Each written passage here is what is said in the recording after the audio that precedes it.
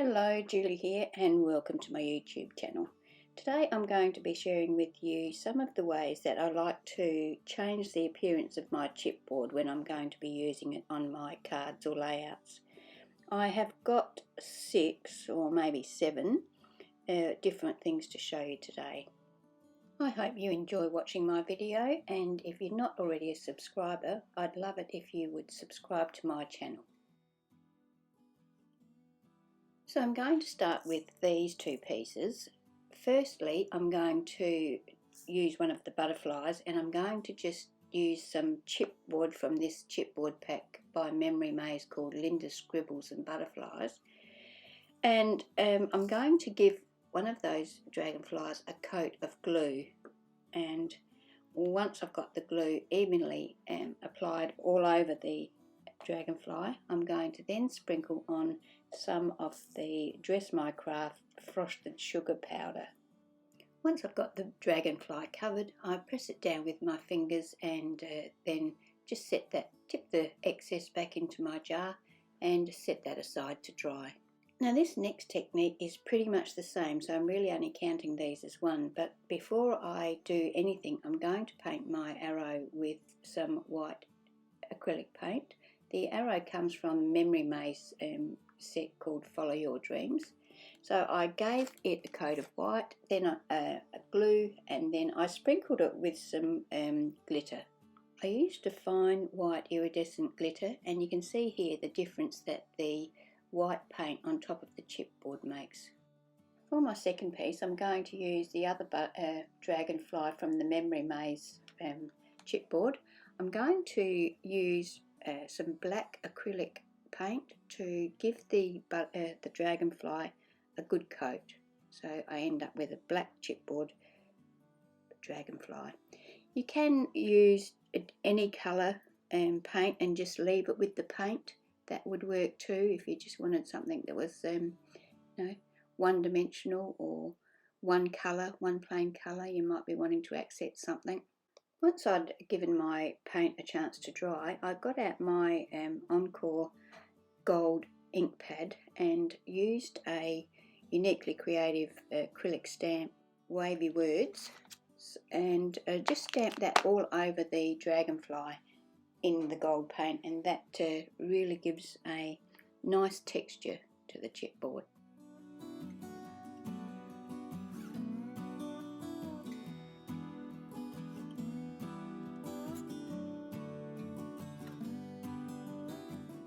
This technique is one of my favourites. I'm going to use a word from the Dusty Attics Mini Captions #1 chipboard set for this.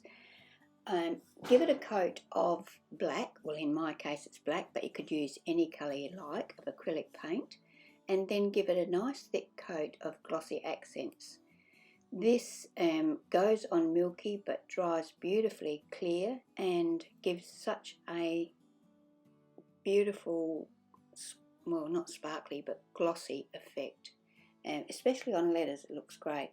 So yeah, as I said, this is one of my favourites and so very easy to do, and you can do it in whatever colour you like to correspond with your layout card.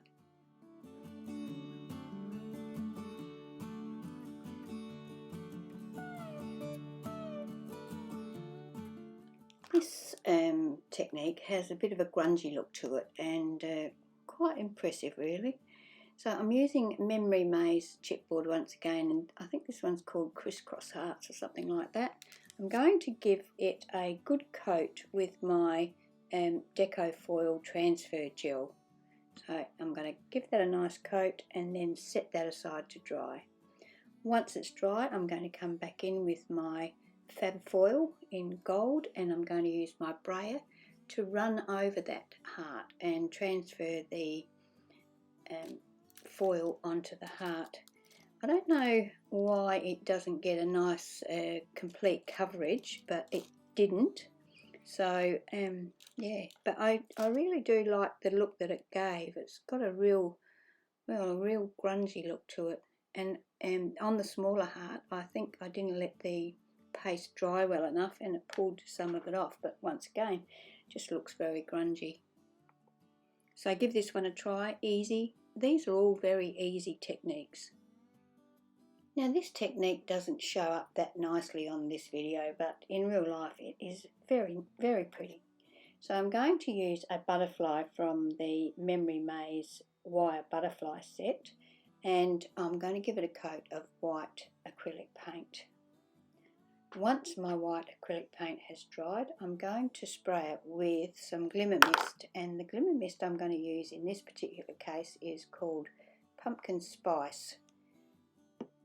In real life this has got a very pretty glimmer look to it, which doesn't show up here, which is a bit disappointing, but you could also dress that up by adding a coat of glossy accents to it. You could add gems to the butterfly's body as well, so there's lots of different ways that you could add more to these techniques that I'm showing you.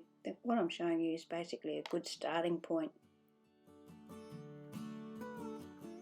For my final technique, I'm going to use a word sentiment, enjoy today, for a card. I would use this on, or you could even use it on a scrapbooking page. It comes from Memory Maze Card Sentiments number 2. I'm going to heat emboss it, so I'm going to give it a good dab in my Versamark Embossing ink pad. Make sure it's nicely covered. Sprinkle it with some white embossing powder and then heat it with my heat tool.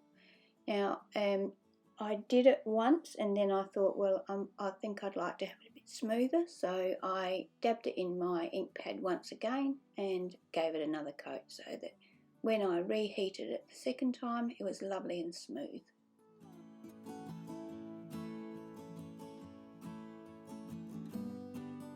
So there we have our 6 techniques. We can add a glitter or similar. Excuse me. We can paint with paint and then stamp on top of the dry paint. We can paint and then give a nice thick coat of glossy accents.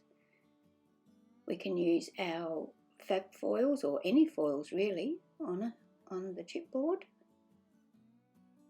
We can have a coat of acrylic paint and then spray with our glimmer sprays. Lots of different sprays we could use there. Or we can have our heat embossing in any colour we choose.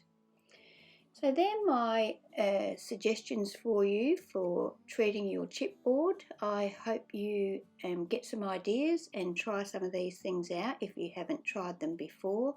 They're all fun, they're all easy, and I don't think anybody would have any trouble doing any of them. So give it a go, and if you do try it for the first time, I'd love to see what you create or how you do it. So please share it with me.